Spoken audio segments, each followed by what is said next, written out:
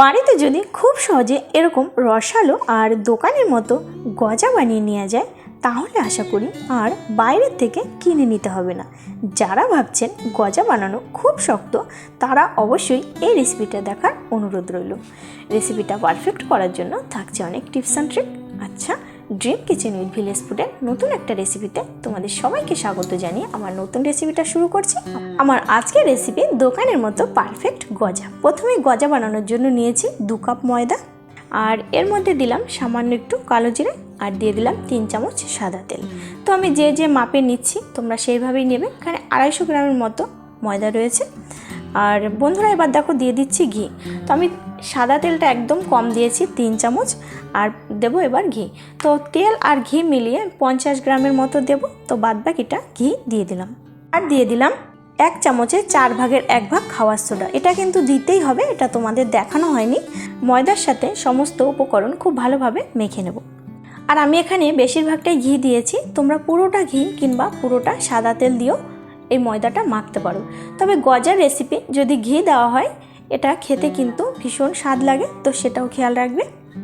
আচ্ছা, ময়দাটা খুব ভালোভাবে মাখা হয়ে গেছে। যখনই দেখবে হাতে একটা ডেলার মতো হয়ে এসছে তখনই বুঝবে ময়দাটা খুব ভালোভাবে মাখা হয়ে গেছে। এবার অল্প অল্প করে জল দিয়ে আমি পুরো ময়দাটাকে মেখে নেব, একটা শক্ত ডো বানিয়ে নেব। এর মধ্যে বন্ধুরা আমার ময়দার ডোটা বানানো হয়ে গেছে, আর দেখতেই পাচ্ছ খুব বেশি নরম কিন্তু করিনি। এবার 5 মিনিটের মতো একটু ঢাকনা চাপা দিয়ে রেখে দেব। 5 মিনিট হয়ে গেছে। এবার আমি ময়দার ডোটা দিয়ে গজা বানিয়ে নেব। এবার ডোটাকে বেলে নেব। তো পুরো ডোটা বন্ধুরা আমি একই সঙ্গে বেলবো, আর তোমরা রেসিপিটা কিন্তু প্রথম থেকে শেষ পর্যন্ত দেখবে, নাহলে কিন্তু বুঝতে পারবে না গজাগুলো কেমনভাবে তৈরি করছি। আর প্রতিটা টিপস কিন্তু ফলো করবে। তো দেখতে পাচ্ছ ডোটাকে আমি বেলে নিয়েছি। এবার ডোটাকে আমি মাঝখান দিয়ে ভাগ করে নিলাম, 4 ভাগ করে নিলাম। এবার একটা ভাগের উপর আরেকটা ভাগ, এভাবে 4টে ভাগ একসঙ্গে আমি জুড়ে নেব। দেখবে যখন দোকান দিয়ে গজা কিনে খাও, গজা ভাঙলে ভেতরে কিন্তু অনেকগুলো লেয়ার থাকে। তো এই লেয়ারগুলো কিন্তু এইভাবেই দেওয়া হয়।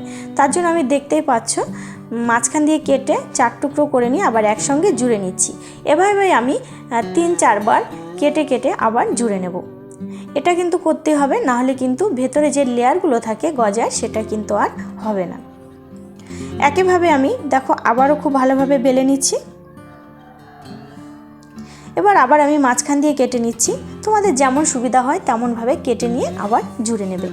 এভাবে কিন্তু 4-5 বার করে নিতে হবে।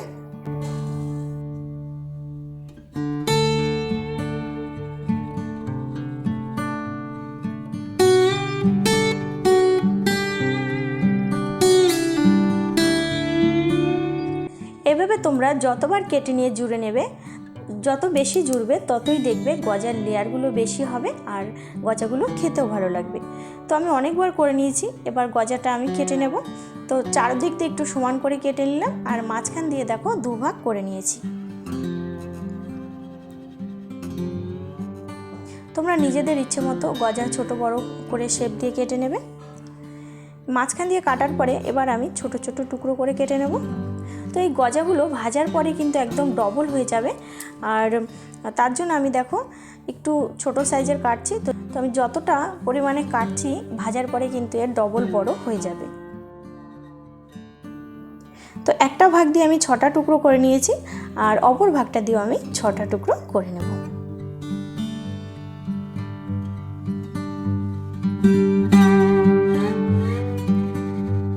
আর গজাগুলো বন্ধুরা দেখতে পাচ্ছ কতটা মোটা হয়েছে, আর লেয়ারগুলো কিন্তু খুব সুন্দরভাবে বোঝা যাচ্ছে।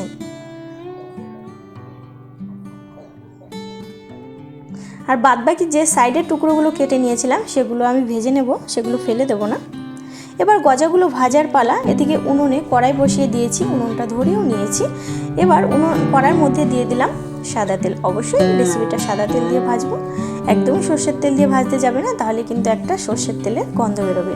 তো তেলটা কড়াইয়ের মধ্যে দেওয়ার পরে একদম সামান্য একটু গরম করে নেব। খুব বেশি কিন্তু তেল একদমই গরম করতে যাবে না। তেলের মধ্যে হাত দেওয়া যায় এমন গরম হলেও চলবে, কিন্তু তেল একদমই বেশি গরম করা যাবে না, তাহলে কিন্তু গজাগুলো উপর দিয়ে লাল হয়ে যাবে, ভেতরে কিন্তু ভাজা একেবারেই হবে না। তো বন্ধুরা এবার সমস্ত গজাগুলো আমি তেলের মধ্যে দিয়ে দেবো। তো আমি যতগুলো গজা বানিয়েছি এই তেলের মধ্যে পুরোটাই দেওয়া যাবে। দেখতেই পাচ্ছ সমস্ত গজাগুলো দিয়ে দিয়েছি। আর একটু টাইম নিয়ে গজাগুলো মিডিয়াম আঁচে ভেজে নেব, তবে লো টু মিডিয়াম আঁচে ভাজবো, কারণ বেশি জাল দিলে উপরটা পুড়ে যাবে, ভেতরটা কিন্তু একেবারেই হবে না। তো এইভাবে আমি উল্টে পাল্টে গজাগুলো গোল্ডেন ব্রাউন করে ভেজে নেব। তোমাদের আবারও বলছি, একটু সময় নিয়ে কিন্তু গজাগুলো ভাজবে।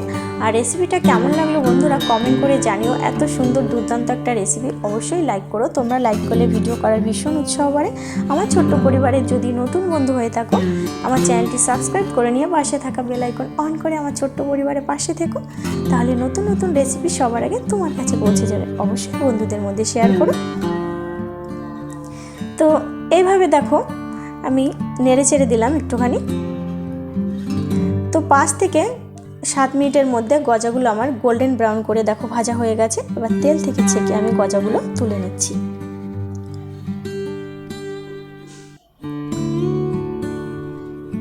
একটা গজাও কিন্তু আমার ফেটে যায়নি, তো খুব সুন্দর হয়েছে গজাগুলো। এবার গজার জন্য আমি চিনির রসটা বানাবো। তো দিয়ে দিলাম 1 বাটি চিনি আর দিয়ে দিলাম হাফ বাটি জল। 1 বাটি চিনিতে কিন্তু হাফ বাটিই জল দেবে, তো বেশি যতটা চিনি দেবে তার হাফ জল দেবে। এবার চিনির রসটাকে আমি জাল দিয়ে চিনিটাকে খুব ভালো করে গলিয়ে নেব। তবে চিনির রসটা কিন্তু একদমই খুব বেশি জাল দিতে যাবে না, কারণ বেশি আঠা আঠা হয়ে গেলে কিন্তু তখন গজার মধ্যে আর রসটা ঢুকবে না, সেটা খেয়াল রাখতে হবে। আর এই রসের মধ্যে আমি একটু লেবুর টুকরো দিয়েছি, এতে কি হবে চিনির রসটা জমবে না। তো রসটা নামিয়ে নিয়েছি, রসটা একটু ঠান্ডা হয়েছে আর গজাগুলো একটু ঠান্ডা হয়েছে। তো মিডিয়াম যখন রস আর গজা গরম থাকবে তখনই কিন্তু এই চিনির রসের মধ্যে গজাগুলো ভেজাতে হবে। এই টিপসটাও তোমরা খেয়াল রাখবে। এবার সমস্ত গজাগুলো চিনির রসের মধ্যে দিয়ে দিলাম।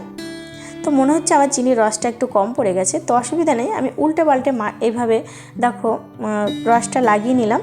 এবার 5 মিনিট রসের মধ্যে ভিজিয়ে রেখেছি আর গজাটা কিন্তু একদমই নরম হয়ে গেছে। একটা প্লেটের মধ্যে পুরো গজাটা তুলে নিচ্ছি। খুব বেশি সময় কিন্তু একদমই রসের মধ্যে ভিজিয়ে রাখার দরকার নেই, তাহলে বেশি নরম হয়ে যাবে। আর দেখতেই পাচ্ছ কতটা সুন্দর লাগছে, একদম দোকানের মতো পারফেক্ট গজা কিন্তু বাড়িতেই তৈরি করে নিয়েছি। তো বন্ধুরা রেসিপিটা কেমন লাগলো কমেন্ট করো। আর এত সুন্দর দুর্দান্ত একটা রেসিপি অবশ্যই এই নতুন বছরে বাড়িতে সবাইকে বানিয়ে খাওয়াবে, দেখবে সবাই অবাক হয়ে যাবে।